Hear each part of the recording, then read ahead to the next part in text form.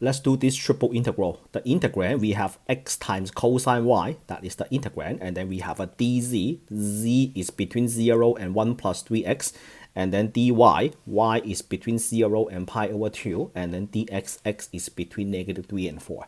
Okay, so we have x, we have y, but this is a dz. That means x and y are constant. So this one is just like the integral, 1 times dz. So that will be just a z, right? Okay, so starting the next line, start with an equal from negative 3 to positive 4, 0 to pi over 2. And then this will be xy, not xy, x cosine y, and then we have a z itself. Z goes from 0 to 1 plus 3x. Okay, and then we have a dy dx. So that will be a 1 plus 3x minus 0. And then we continue from negative 3 to 4, from 0 to pi over 2, and then x times cosine y. And then we have 1 plus 3x. The next one is a dy dx, so differential dy dx. So that means for the dy, we will be only taking care of the cosine to the dy. So the 1 plus 3x and the times x is a constant. So what I am going to do next, I will just write negative 3 to 4 and then and then distribute the x to the parenthesis. So I have x plus 3x squared. And then now we integrate cosine y. The integral of cosine is sine. So we have sine of y. And then y goes from 0 to pi over 2. So this is like one piece of business. And then dx from negative 3 to 4. And then the integral of, not integral, you plug in pi over 2. So sine of pi over 2 is 1. Sine of 0 is 0. So this is a x plus 3x squared. And then let's make that look like x squared, and then 1 minus 0, which is 1 minus 0 dx, and then the integral of x is 1/2 x squared. The integral of 3x squared is you have just an x to the third, right? When you take the derivative, you get back to the integrand, such that x goes from negative 3 to 4, so you plug in a 4, you have a 16 over 2 plus 64, and then minus, you plug in a negative 3, you have a 9 over 2, and then plus a negative, which is a minus 27. So that gives you 189 divided by 2. That is your final answer. Let's do one more. I want to do one more involving trigonometric function. Let's switch to a different color.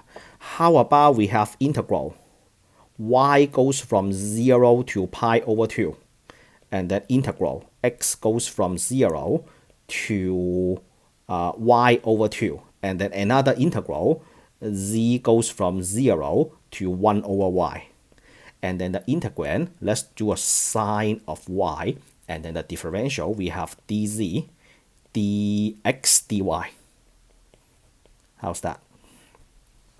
So the first one, we have y, we have a dz, so that means the sine is a constant. So we will have from 0 to pi over 2, from 0 to y over 2, and then this will be a sine y, right? So this one will be the integral of 1 dz. So the integral of 1 with respect to z, then you get 1z, right? So you get a 1z, and then z goes from 0 to 1 over y, and then you have your dx dy. And then you plug it in. Y goes from 0 to pi over 2. X goes from 0 to y over 2. What do we have? We have a 1 over y minus 0. So basically, this will be a sine y over y. That's it. And then you have a dx dy. Wow, that is easy. So next, we are taking care of this. And there is no x in there. So this one is like taking the integral of a constant times a constant 1. I will just taking the integral of 1 dx, which is equals to x, right? So that is just equals to x. So we follow this from 0 to pi over 2. And then this will be a sine y divided by y. The integral of 1 times dx is x, such that x goes from 0 to y over 2. And then we have a dy.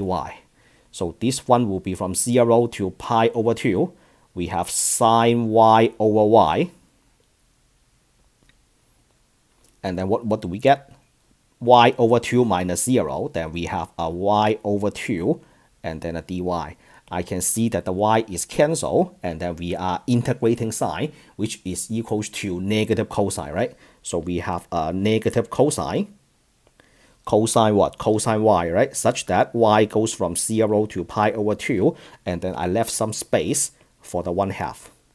So you plug in a pi over 2, negative 1/2, times cosine pi over 2 minus cosine 0. Cosine pi over 2 is 0. Cosine 0 is 1. So we have negative 1/2, 0 minus 1. The answer is equals to past 1/2.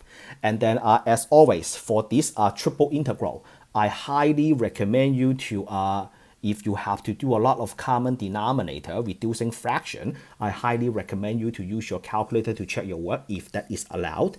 If you are doing your homework online, online or on paper, I highly recommend you to Google triple integral calculator. Take the first or the second result and then input the integral to make sure your answer is correct. All right, so that's it for this video. If you like the way I explain triple integral, click the like, subscribe, and I will meet you all in the next lesson. Signing out.